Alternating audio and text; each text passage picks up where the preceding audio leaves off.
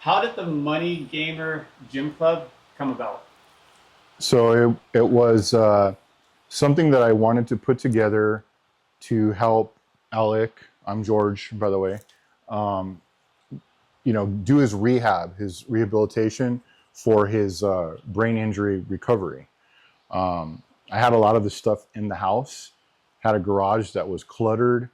Finally, I had time to get the clutter out, and I was like, you know what, just let's make this a gym, a functional space. So it took us about 5 months to kind of put everything together piece by piece to get everything redone, get the equipment in here. But yeah, it was primarily to focus on Alec's rehab. If you don't mind me asking, I'm sure a lot of us want to know about it. What brought you guys to this position today? So Alec had an incident happen to him in August 2024 where he came down with flu-like symptoms. Before that, totally normal 21-year-old. We thought it was just a flu that was going to pass, but it progressed.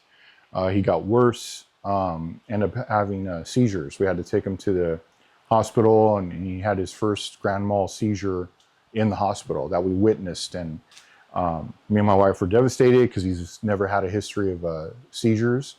So they kept coming. They became uncontrollable. Status is what they call it, status epilepticus, where it's uncontrolled seizures, medicine resistant, and they keep happening. So what happens is they have to put the individual in a medical induced coma. All this was new to me and my wife. Never heard about this condition, which is NORSE, new onset refractory status epilepticus, is what ultimately he was diagnosed with. And what that means is a totally healthy person just out of nowhere starts having seizures. Condition. Ultimately, he was in a coma. He had to have brain surgery.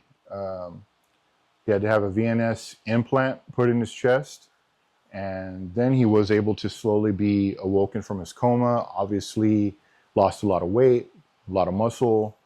And the doctors had told us your rehab journey is going to be long.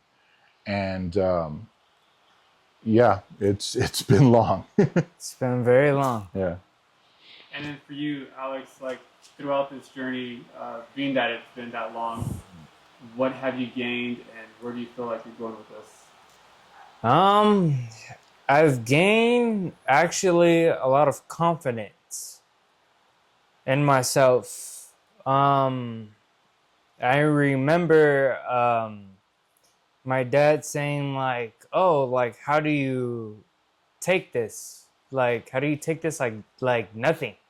Like oh like Always has a smile on his like face. oh yeah, I always have a smile on my face. But like how do you take this like nothing? Like almost like it's like a piece of paper just and I threw it in the trash. Like it's normal. Like it's like normal.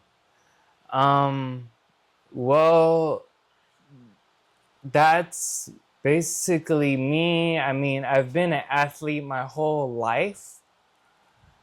I've played a lot of sports from baseball, football, flag football, tackle football, and the last one being volleyball, which I love. And not to get crazy right here, but volleyball, I thought it was a girl sport. So I didn't want to play, but we did have family friends that definitely got me to play on the men's volleyball team because they were losing a lot of, and they didn't have enough players on the men's volleyball team at my high school, which is St. Paul. And, you know, I was just a normal young teenager going to young adult, which I am now, 23. I have a lot of people who support me. I have a big support system from family to friends and even work coworkers. And it just feels like a dream. It's almost like a dream happened to me. Like, oh, you go from a normal life, and then all of a sudden, curveball. You wake up in a hospital. Wake up in a hospital, and I'm like, what? I'm not in my bed. Yeah. Why am I in a hospital bed? So it's completely like blindsided, like it's like nothing going on. Nothing's going on. Like I'm like in this uncomfortable hospital bed, and not in my bed. Yeah. So when somebody wakes up like that, obviously you're like, what the heck happened? Why am I here? Where am I? What's going on? The person is frightened, so that's definitely what he had to work through. He had to learn to talk again because he couldn't. He had a trach in, but he had to learn to swallow again, learn how to eat, all that stuff. Yeah. So start from scratch, pretty much as a human. You got to learn everything all over again. Yeah. And what I find fascinating is you mentioned earlier that you're still living a normal life, which I validate a lot. Like when I walked in, you just looked completely like I would not have guessed you went through that, Yeah. But you're using all this, especially fitness, to help you, I guess, stay grounded and positive. Give us a little bit of insight about that. How you transition mentally to that. Well, years ago, we as a family have talked about even creating the garage, the MoneyGamer Gym Club gym. But years ago, we've talked about making this a gym. It's just was a bunch of stuff was around, but now we're here. Nice. And just like I said, like you wouldn't even guess that a person has epilepsy or epileptic at all from like moving around, from exercising or making music. Like me, I'm a rapper, and I'm also trying to sing too. It's just you wouldn't even guess, No. like that a person is going through that behind the scenes. Sounds like to me you have like a big positive influence on your family, and I admire that a lot because I think that's one of the biggest things that a lot of us need is that village, right, to help us power through to get to the next level. So do you feel like that was definitely a big take for this whole process? Yeah. Yeah, family needs to be there, and fortunately, we have a great family system, great friend system. That while he was in the hospital, he always had visitors, always had people praying by his side, rooting for him, and as parents, that was something that every day we're in the hospital because we don't know what's going to happen. This condition has a 30% mortality rate. So he very well could have passed under the coma, and that has happened to other individuals. So the family definitely being involved every step of the way, talk to the doctors, ask them questions, do your own research, because there's not much out there about NORSE. It's a 1 in a million rare condition. And it's very important. We've been able to connect with other families that are going through the same thing or have went through the same thing. We have a family up in Buffalo, New York, the Battlesons. Their son Matthew is going through the same thing. They reached out to us and they were asking us questions while he was in a coma. And hopefully what we provided to them helped them out as parents, because the parent aspect is it's a whole different beast. You see your child in that condition, you don't know what's going on, you have a lot of questions, so you're searching, and the other families that have gone through this, that's a good support system as well, is reaching out to them. There's the NORSE Institute. Once again, all this stuff completely unknown to us before this happened. Yeah.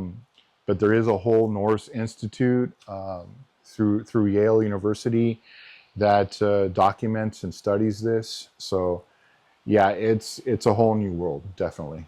Would you say your son Alex is an impact to many others out there because he started his fitness journey and he's incredible from what it looks like? Yes. Especially seeing his Instagram page, you know, he's growing. So other kids out there or adults, whoever's suffering or going through this, not suffering, going through this, are they also in fitness, or are you making an impact to them? Yeah, they all have to go through some type of rehab. They're all going to have to basically learn their motor functions again. Just, you know, being under the coma, just it puts your body in a frozen state, basically. So when you wake up, you have to reawaken all those things. His is a little bit more harder because he had brain surgery. So his recovery is going to be longer than someone that went through this. And fortunately, they were able to come out of the coma earlier, didn't have to have any type of surgeries. They are going to be faced with a lifetime of having to deal with seizures and medication adjustments. There's a family in Arizona, Brielle, if you're watching this, she's another family, the May family, that helped us through this while he was in a coma. But yeah, she went through the same thing, had to have physical therapy and learn those motor functions. But everybody's different depending on their experience. Obviously, you don't want your loved one to pass while they're in this condition. That's a real possibility. But then coming out of it, everybody has a long journey. So it's important to have that support. Yeah, it sounds like it a lot. And Alex, I mean, you love rapping. You just mentioned it. Obviously, fitness. Give us some encouraging words. Give us a flow. Let's hear you out. Well, through this journey, I did learn a lot. There is actually some, when they did do surgery on my brain, which is on my right temporal, when they did take some tissues out, obviously my left peripheral is a little messed up from that, so I can't really, like right now, I cannot see my dad. He's invisible to me right now, which is kind of crazy. And I went through a lot of things where it was like, went through a lot to see I saw a lot of doctors, saw a lot of therapists. And your voice had to come back? My voice definitely had to come back. Sorry about the trash people coming. But definitely,